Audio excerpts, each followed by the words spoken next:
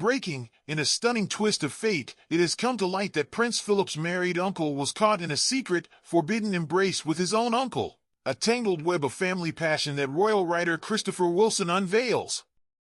What hidden truths lie beneath this shocking headline? Before their vows were even exchanged with a proper kiss, a strange destiny was being written. On the very night of their wedding, Princess Marie Bonaparte found herself overwhelmed by events in the bedroom that she could hardly have imagined. What secret desire stirred in that silent, trembling hour? Later, in a letter filled with raw emotion, she recalled, "You took me that night in a short, brutal gesture, as if forcing yourself." With a pained tone, she added, "Then you apologized. I hate it as much as you do. But we must do it if we are to have children." Could these heartfelt words be the echo of a love both cruel and desperate? Thus began the odd union of Prince Philip's aunt and uncle, a union whose shadow stretched over his first 10 years, wrapping his childhood in mystery and unexpected bonds. What other secrets might linger in the corridors of this family home? The immensely rich Princess Marie was more than just a noble figure. She became Philip's guardian angel. Her vast fortune provided a shelter when his parents were cast out of Greece in 1922 and paid for his private schooling. How could one woman's wealth so deeply shape a young life?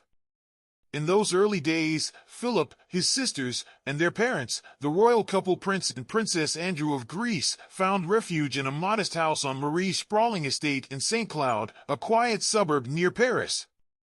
As he grew, soft whispers about the unusual, even scandalous, behavior of his aunt and uncle began to float over the manicured lawns. What hidden tales drifted on those summer breezes? Interestingly, Prince George of Greece, the younger brother of Philip's father, was openly gay and carried a secret, deep love for his own uncle. Could a love so forbidden ever find light in the shadows? That uncle, Prince Valdemar of Denmark, was 11 years older and known mostly for his affection toward men, yet he never shied away from playful flirtations with women. What could drive a man to blur the lines of desire so effortlessly? Even more startling was that his mischievous ways reached the one person most unexpected, George's wife, Princess Marie. How do duty and desire mix when boundaries are so dangerously crossed? One unforgettable evening, husband, uncle, and wife shared an intimate moment, a threesome that Marie once described in her diary as the deep sweet joy of a tête-à-tête à trois, naming George, herself, and dear Valdemar. The night air must have vibrated with a curious blend of pleasure and uncertainty. What thrilling twist awaited them after that fateful night? Marie's biographer, Celia Bertin, reveals that the very next day, Marie penned an evocative scene. Valdemar and George entered her room while she lay quietly on a chaise longue. Valdemar showered her with soft kisses, yet George refused to match his uncle's tender touch. What message did that silent tableau send?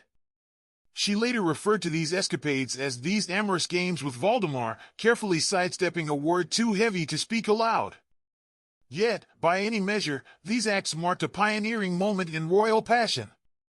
Could this be the beginning of a new kind of freedom? Marie's roots were as grand as they were unexpected. She was the great-grandniece of Emperor Napoleon I. Her maternal grandfather, a brilliant mind behind the Monte Carlo casino, left her a fortune that sparkled like hidden treasure. What destiny awaits someone born into such storied wealth? In contrast, George was the relatively poor son of King Constantine I of Greece, a modest naval officer when fate arranged his meeting with Marie, a match set up by their families without a thought for their own hearts. Was it chance or design that brought them together? Yet behind this carefully arranged meeting lurked a dark secret, hiding in plain sight like a riddle waiting to be solved. What perilous truth lay concealed in their union? At just 14, while training in Denmark for the Navy, George's heart had already been stolen by his uncle Valdemar, his father's youngest brother.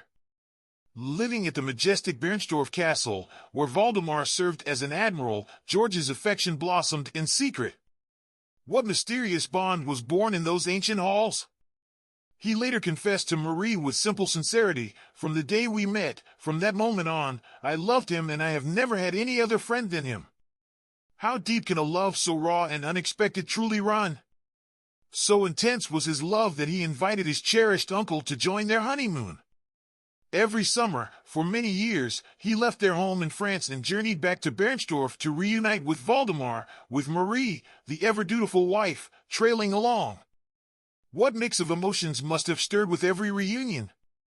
Valdemar's wife, also named Marie, was the first to reveal to Marie Bonaparte the intimate connection between uncle and nephew, a bond so deep that every yearly visit to Bernstorff ended with George in tears and Valdemar visibly unwell. How could such closeness bring both joy and heartache? As biographer Celia Bertin puts it, the women learned the patience not to intrude upon their husbands' private moments. During that first visit, Marie Bonaparte and Valdemar found themselves caught in a passionate embrace she had longed for with her husband, while he sat by, merely a silent witness to their secret world. What whispered desires filled the quiet air around them? In an even more unexpected turn, during a later visit, a longing Marie Bonaparte, desperate for her own taste of passion, began a flirtatious dance with Prince Auguste, the eldest son of Valdemar. What new risk did this daring flirtation invite into their lives? Celia Bertin adds, in neither case does it appear that George objected or felt obliged to give the matter any attention. Was silence a sign of acceptance, or a cover for deeper pain? Outwardly, Marie maintained a loyal front to her husband, and to the world, their 50-year marriage shone as a great success. Yet behind closed doors, she held the purse strings tight, and in her endless search for satisfaction, she embarked on a string of secret affairs. What hidden storms brewed beneath the calm surface of a celebrated union? Her lovers spanned a wide spectrum, from Rudolf Lowenstein, a close friend of Sigmund Freud, to the French Prime Minister Aristide Briand, and even a well-known married French doctor known only as X.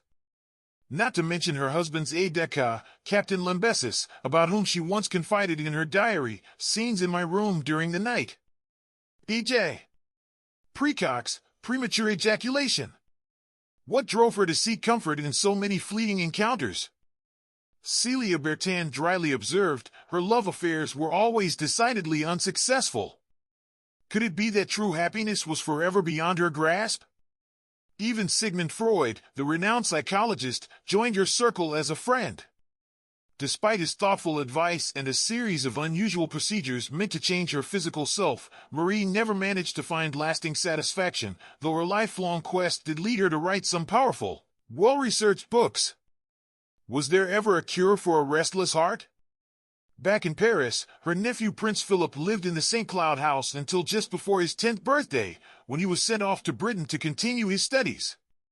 Yet the warmth and kindness shown by Marie and Prince George stayed with him always, and when he married Princess Elizabeth, the future queen, in 1947, they graced Westminster Abbey as guests of honor. How do the memories of childhood shape one's destiny? They returned once again as esteemed guests for Elizabeth's coronation in 1953. Even then, the ever-unconventional Marie preferred hushed chats with a neighbor in the cathedral to the grand spectacle swirling around her. What whispered secrets were shared behind those ancient walls? In 1962, at the age of 80, Marie Bonaparte passed away in France.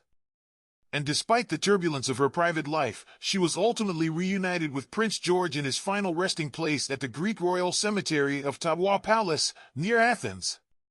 What legacy endures when love defies every rule?